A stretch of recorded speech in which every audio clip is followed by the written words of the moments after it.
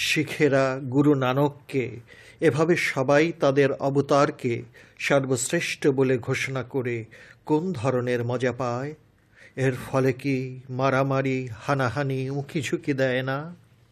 সর্বজনীনতার বাণী কি সংকীর্ণতার যুপকাষ্ঠে মনের অজান্তে কাটা হচ্ছে না?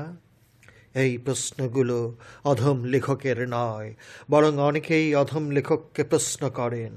উত্তরের অপারগতায় ছাপার অক্ষরে সবার কাছে তুলে ধরলাম। আর সেই সঙ্গে বাবা জান শরীফ শাহ সুরেশ্বরী রচিত এই বইগুলো পড়তে অনুরোধ করলাম। সিররে হক জামে নূর, নূরে হক গঞ্জে নূর, মতলাউল উলুম, লতায়েফ শাফিয়া, আইনাইন, সফিনায় সফর। পরম শ্রদ্ধার সাথে সবসময় মনে করি। প্রথমেই আমি পরম শ্রদ্ধার সাথে স্মরণ করি পরম পূজনীয় শাহ সুফি সৈয়দ সদরুদ্দিন আহমদ চিশতিকে, যিনি আমার আপন মেজ চাচা। আমি বাল্যকালে আমার জন্মদাতা কেরানীগঞ্জ উপজেলার প্রথম MABT হেলাল উদ্দিন আহমদকে আজ হতে প্রায় 50 বছর আগে হারিয়েছি। সুফিবাদের উপর ধ্যান ধারণার উৎসাহটি পেয়েছি এবং হাঁটি হাঁটি পায়ে সুফিবাদের দিকে অগ্রসর হয়েছি, যার কারণে তিনি আমার জগৎগুরু, আপন চাচা শাহ সুফি সদরুদ্দিন আহমদ চিশতি। আমার একটি খারাপ অভ্যাস ছিল, আর সেই খারাপ অভ্যাসটি হলো প্রতিদিন 10-15 ঘন্টা লেখাপড়া করতাম। এই জন্য আমাকে আমার বন্ধুরা বইয়ের পোকাও বলতো। আমি প্রচণ্ডভাবে নিরপেক্ষ একজন মানুষ। সত্য সন্ধানের পথে কোনো মতবাদের সাইনবোর্ড আমার কাঁধে তুলতে দেই নাই। তবে যুক্তির পেছনেও যে অনেক বোবা যুক্তি দাঁড়িয়ে হাসতে থাকে, সেটা বিশেষ রহমত ছাড়া জানা যায় না। ইহুদি ধর্মের মোল্লা মুফতিরা যিশুকে শুলিতে চড়িয়ে বলেছিল যে, আমরা নিজেরাই সাক্ষ্য দিচ্ছি যে তুমি মৃতকে জীবিত করতে পারো, কিন্তু এবার আমরা তোমাকে শুলিতে চড়িয়েছি এবং আমাদের এই শুলি হতে যদি বেরিয়ে আসতে পারো তবেই ধরে নেব তুমি সত্য নবী। কিন্তু যিশু সেই শুলি হতে বেরিয়ে আসেননি। এই যুক্তিটিতে যুক্তি আছে বটে, কিন্তু সত্যটি নাই। কেন নাই?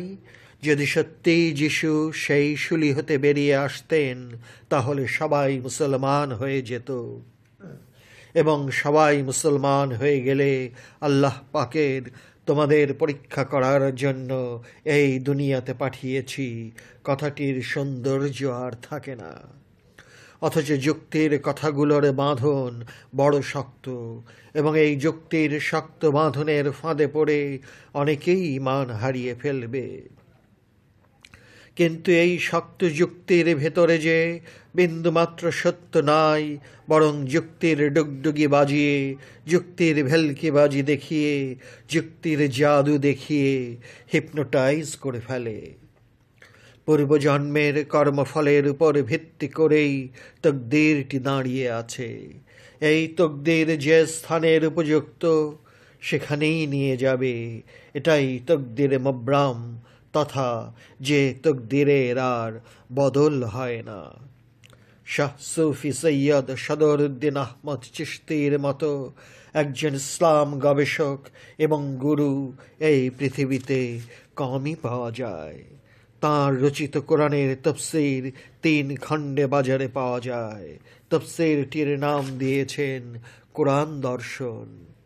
কত গভীর চিন্তার প্রতিফলন ঘটতে পারে, তারই এক বিস্ময়কর নিদর্শন হল এই রচনা। আমি অধম তাঁর মুরিদ হই নাই সত্য, কিন্তু উনি আমার প্রথম শিক্ষাগুরু। শাহ সুফি সদরুদ্দিন আহমদ চিশতি 1914 সালের 22 সেপ্টেম্বর জন্মগ্রহণ করেন। তাঁর পিতার নাম সৈয়দ কাজিমউদ্দিন চিশতি এবং মাতা বেগম ইয়ারুন্নেসা।